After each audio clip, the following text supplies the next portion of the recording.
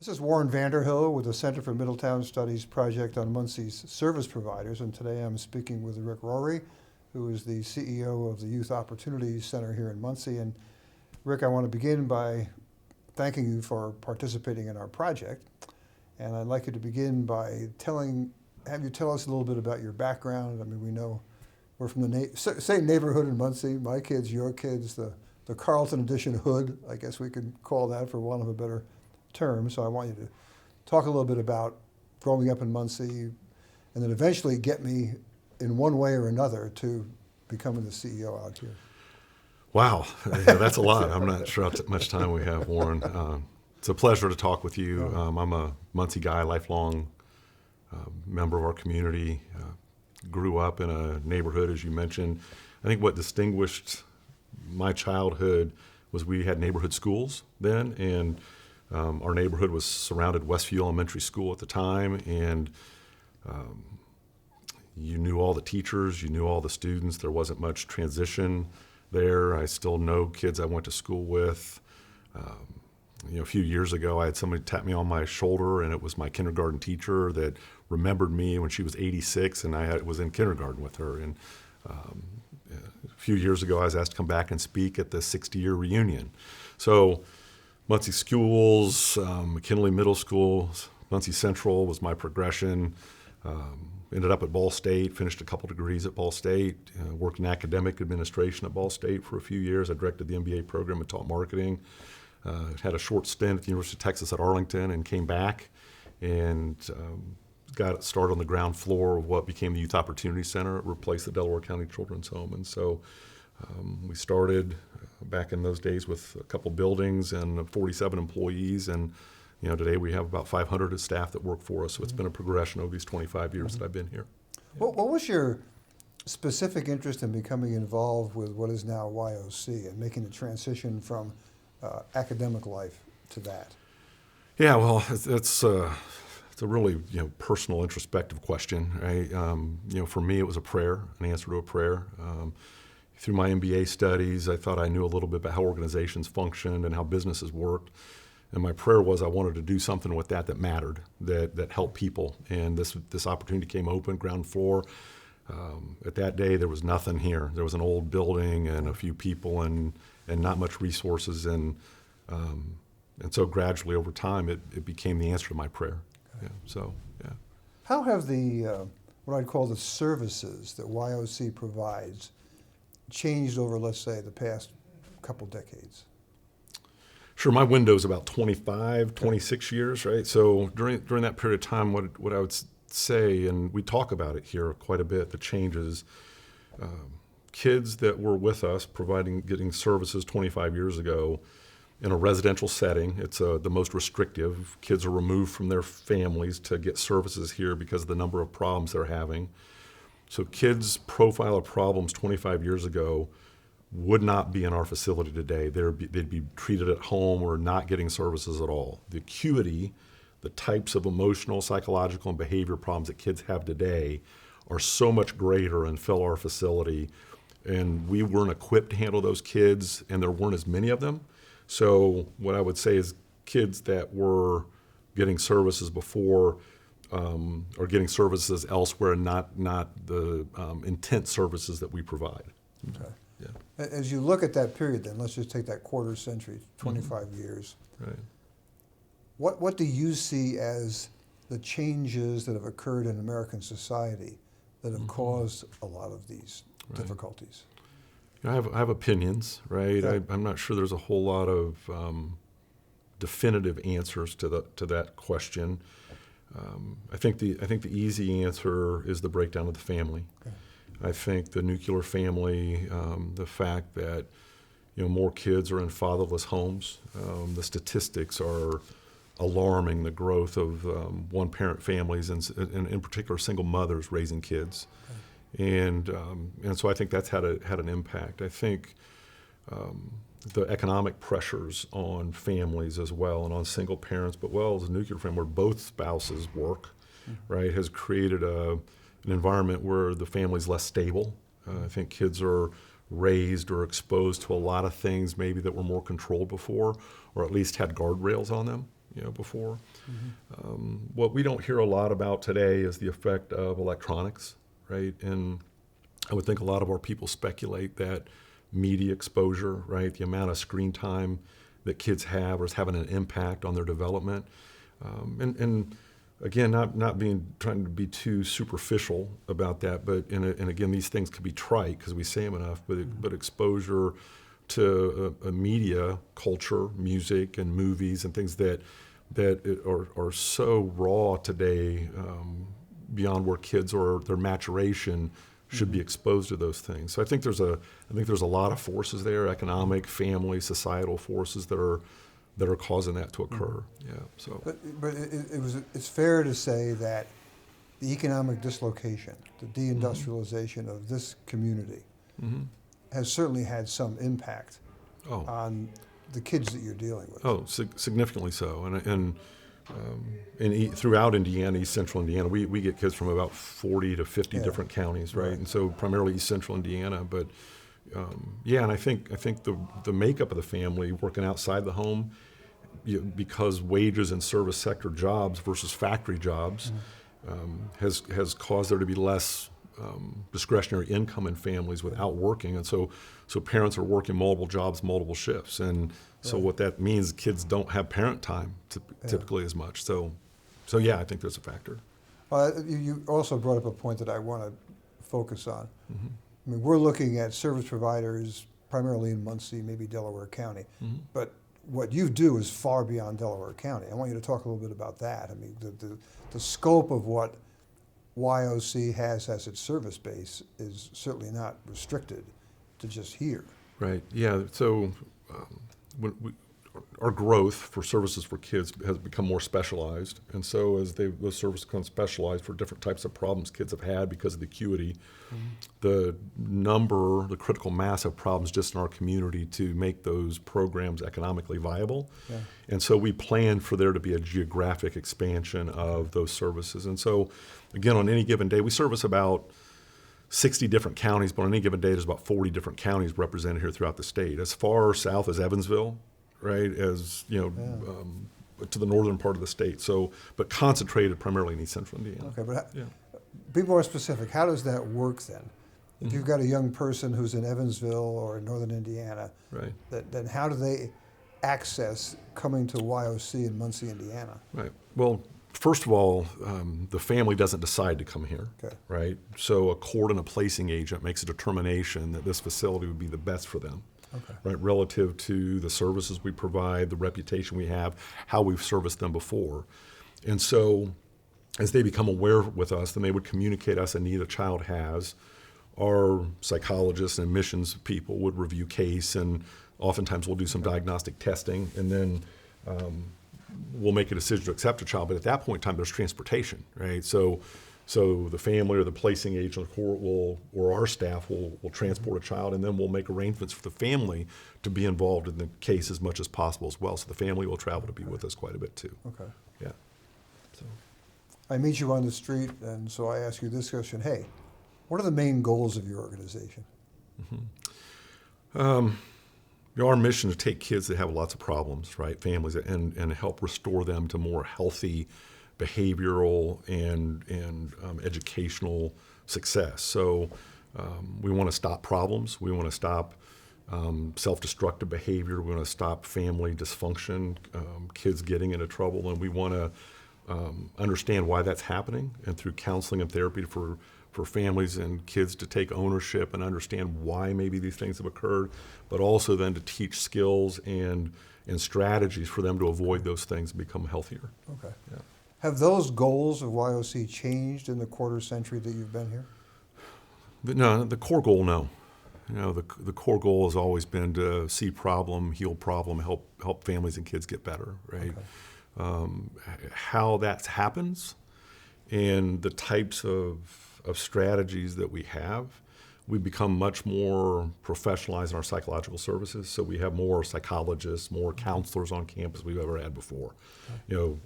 Getting into issues. We have more specialization, understanding about certain problems, whether they be sexual conduct issues. So we have people that have expertise about that, versus kids that might have autism spectrum issues. And so we have people that are more experts about those types of things as well.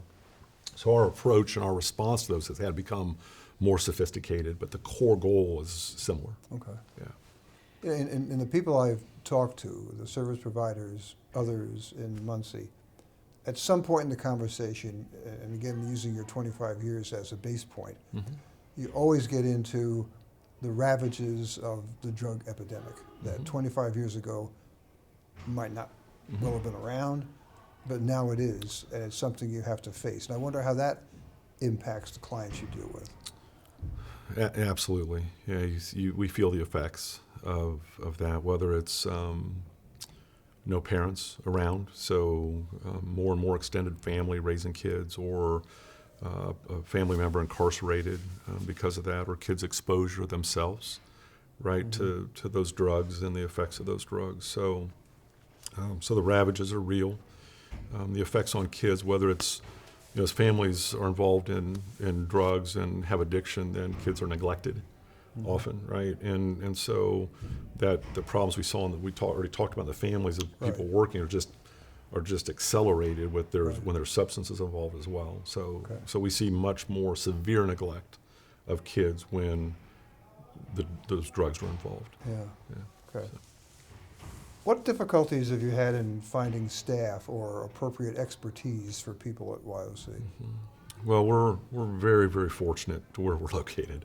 Right, we're in the backyard of a university, right? And if we weren't, like, I have sister facilities that throughout the state that do what we do, but we're unrelated. Right? They have more problems in this area we do, especially with higher end professional people as well. So our ability to recruit and hire counselors and have psychologists here, although we have to work at it, we're still able to do that. But throughout the state, there's lots of vacancies for those positions around. So organizations go without those services. We're fortunate that we typically haven't had to do that long, although we've had to increase pay, right, because of the dearth of the professionals that are there, and recruit more heavily.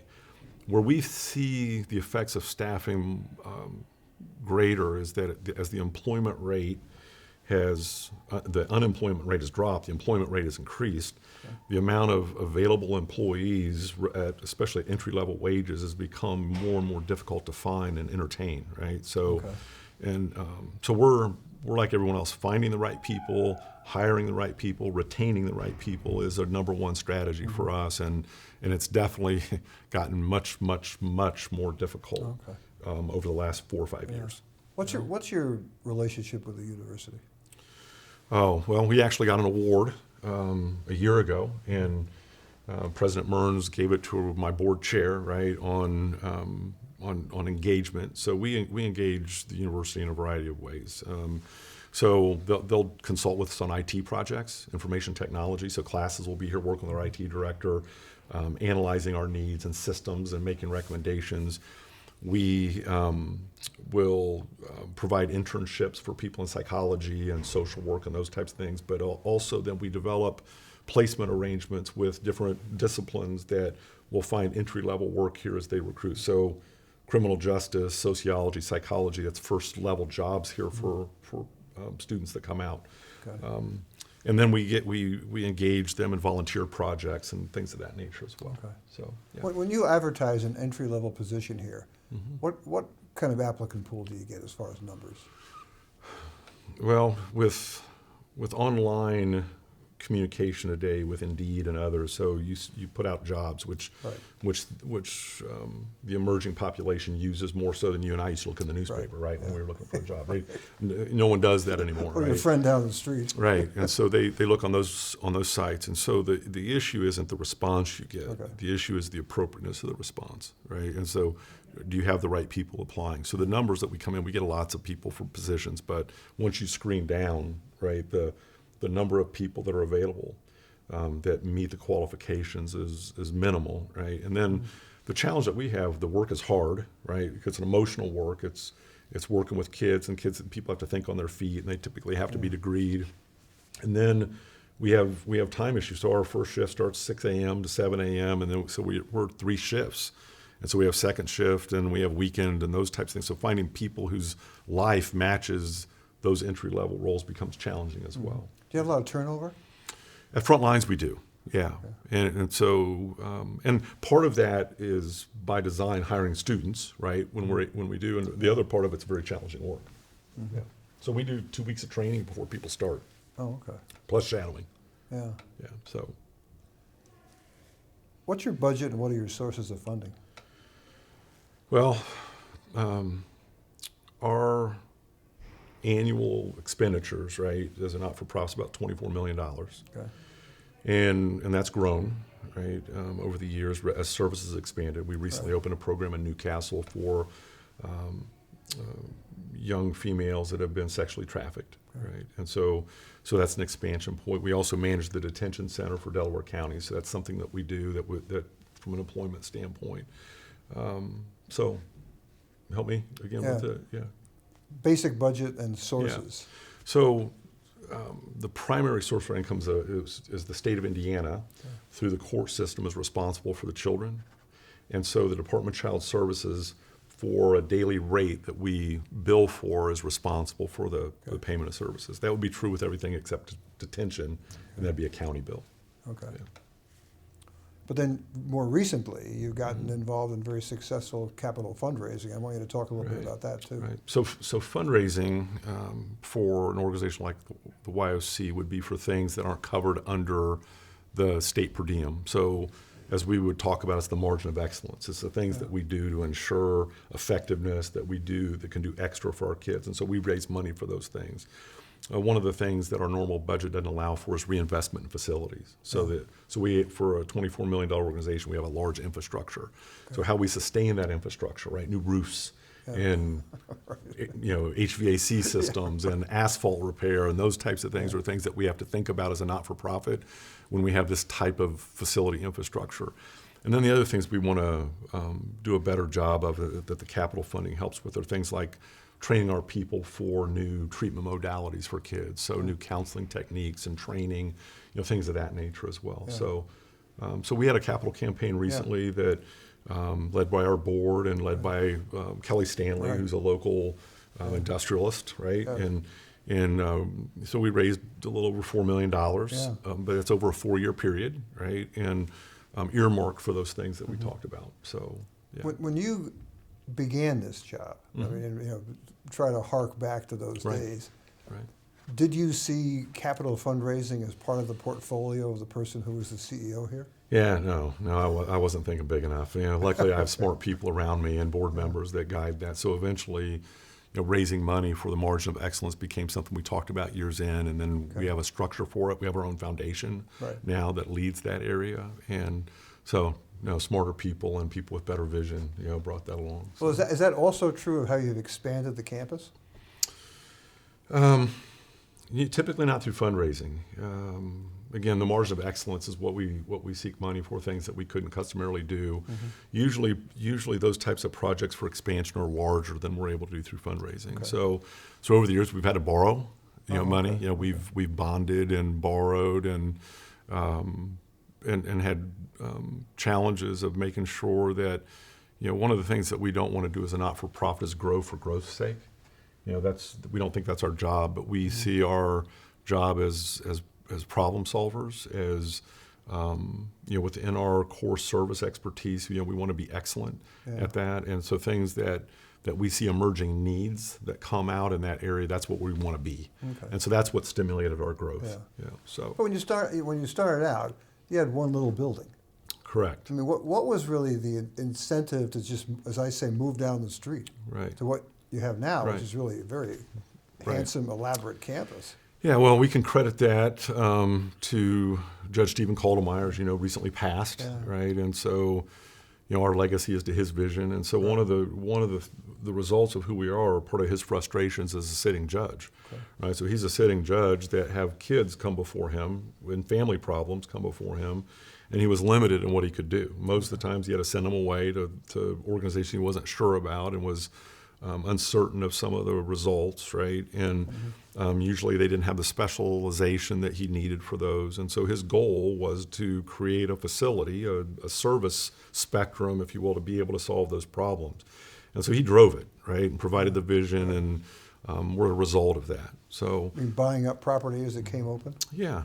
Yeah, so the old Colonial Bakery building next door, we've repurposed that, right, to a secure psychiatric unit for us. And so there's 28 beds in where the bakery was. There's also juvenile courts also over there. Department of Child Services leases space from us there as well. And then there's a kid recreation center there. So that's an example that you gave relative to buying property that was near us for those purposes as well. Yeah. How was your organization impacted by, and you can split these up because you responded in that manner when we were talking before the interview, to local regulations, state regulations, and federal regulations? Right. Well, like most parts of society, there's more accountability and when there's more risk, right? And so rules and regulations are a response of accountability, of providing services and risk mitigation, right? So as you're responsible, in this case, for children and children's lives, right? And so as there's more understanding of what has happened that may have compromised safety and health and welfare of kids that are in care like ours, then the rules become more stringent, right? And the amount of things that you're audited on become more stringent. Where the problem lies typically in this is when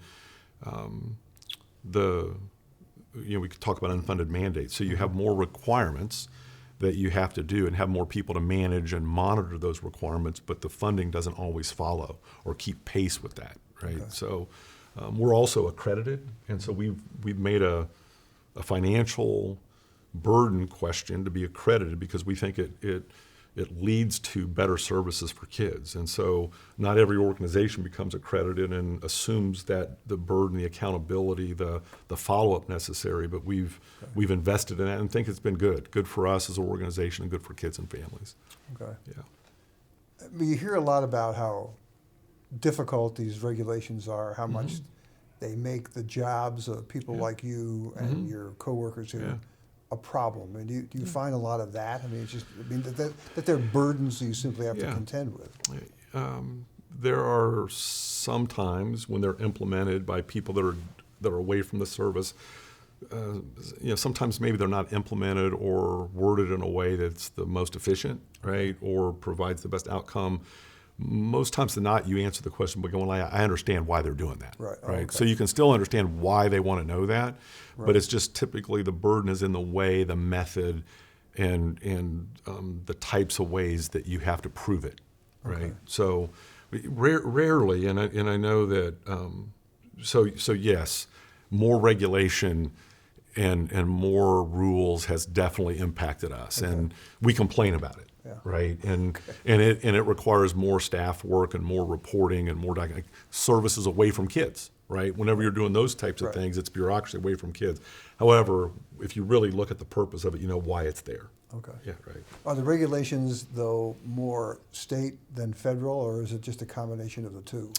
Primarily, it's more state. We get into a little bit of federal regulation because. Our state seeks federal reimbursement back for services through federal grant programs, and as well as we bill Medicaid for some things as well. Okay. And so we take that follow-up very seriously, in that regard. And so yes, there's a lot of reporting burdens and billing requirements as well. Okay. Yeah. This is speculative. Do you think if Muncie had not experienced this period of significant deindustrialization, job losses, economic decline, that what you're doing here would be a lot different? I mean, I know that's just off the top of your head, but I'm just kind of curious how you feel about that. Yeah, probably. Yeah. I would think so. I think there's been a contingent effects, maybe a snowball effects of this. I think there's no doubt, as we've learned, it's affect the schools, right? The stability of schools, the ability to provide neighborhood schools, right? The ability for families to have a primary earner and then a supporting spouse at home, right? Or just having more stability in the family with both wage earners having enough money to provide more stability within the home. Okay. So I think that, I would speculate that, the service would probably be different. I think acuity level of our kids, and Okay. the number would probably be impacted some as well. Yeah. Well, in the same vein, you know, crystal ball this for me. I mean, Yeah. as you look out a decade or 2 decades in the future, what do you see YOC being 10, 20 years from now? Yeah. So for my retirement chair, Yeah, right? right. Yeah. Yeah. More on the pace of change today. So I have an MBA from Ball State, right? And I had wonderful professors. Inga Baird was one of my strategy Yeah. professors. TJ Alt, you know Yeah. that name, right? Sure. You know, just a titan of industry, and Yeah. I learned a lot, right? I'm grateful for my education. So they taught us at that point in time that we taught strategy planning 10 to 15 years, right? So you were able to put together a strategic plan 10 to 15 years, right? Today, you know, people will try to plan 5. I think you're lucky to plan 2, right? There are things that are happening now in our work relative to financial service legislation changes that are affecting us that we didn't know that were going to happen 6 months ago, right? And we're responding to those, and it's going to change service delivery, service execution, those types of things, right? And so I don't know. I think, you know, one of the things that if you talk to the great CEOs of our community, they would say be planful, not reactive, right? And so you mentioned Steve Anderson and some others, Judd Fisher and his family. And so we attempt that, right? We attempt to look forward and try to anticipate those things that are coming and plan for those, and you know, make sure that we're putting our resources in the best position to be successful for kids. However, right, it's becoming much more difficult, and oftentimes you're standing in a dual posture of being planful while with the new word that we use is nimble, right? Okay. You know, that we're really trying to be nimble and posture the organization, our team, right, to be receptive of changes in legislation and financial conditions. And so being change ready is the posture, right? Versus being, this is how we do it and this is what we think we're going to do 3 years from now. So, and so what that attempts not to be is an excuse not to plan, and an excuse not to be prepared, because we still want to try to envision that. So, so you know, I think that our trend is going to be more scientifically, right, to be more attuned with best practices in the psychological science fields, right? That's going to influence more of what we do than just behaviorally, right? And just trying to control behavior and so we're moving there. I just think it's going to accelerate more. Okay. Right. So That's an interesting time frame. Don't think about 5 and 10. Think of 2. Right. Yeah. Right. Yeah. It was 10 to 15 is what they taught at the time. Your strategic plan, right? So. Those are the only formal questions I have, but at the end of all my interviews, I want to give the person I'm speaking with an opportunity to add anything that I might have overlooked, or that you think it would be important for the people who are going to see this to know about you and about your leadership, quite successful, I might add, of YOC. Well, the only thing I would say is that the people that work in this field for the benefit of kids and families, right? They're the heroes, right? I direct traffic and try to make sure resources there. But we have people that care deeply about kids that have very severe problems. I mean, I could articulate stories of kids that would be combative, would be unreachable, and we have staff that reach them through personal sacrifice, through tears, through persistence, and so they're the ones. You know, so the message from leadership is those people that counsel our kids and that live with our kids, right, on a daily basis, shoulder to shoulder, to help them learn how to deal with family disappointment, to help them learn how to better relate with each other, and to rethink their own personhood, right? For them to understand they have value and potential, and that they can be successful at things. And so those staff that work through that with our kids, they're the heroes, and we're full of those people, right? And for my chair, it's humbling, right? To see people that could go somewhere else and make more money doing different things, and in some ways they put up with some abuse, right? So they have kids that'll be angry with them and sometimes aggressive with them, and sometimes verbally, and yet the persistence of care, the power of love, the power of redirection, those types of things makes difference in people's lives and kids' lives. And so, so I always, when I make decisions, right, when we plan, our first gaze is to the kids and families. Our second gaze is to those people that work with kids, right, and to try to position them, one, that we value them, and try to support what they do, and remember what it's like, to invest that way. Because if you've not been in an environment with kids that can be that troubling, right, it changes the atmosphere, right? It's something that you wouldn't want to experience every day, and we have people that walk into it, right? And so I wish you could sit with some of them, right, and hear their stories and those types of things, because it's very impressive. It's very, very impressive. Yeah, I'm proud of our people. Yeah, Yeah, and so. you should be. Thank you very much for your time. I really appreciate it. Yeah, thank you. Enjoyed being here. Thank you, Warren.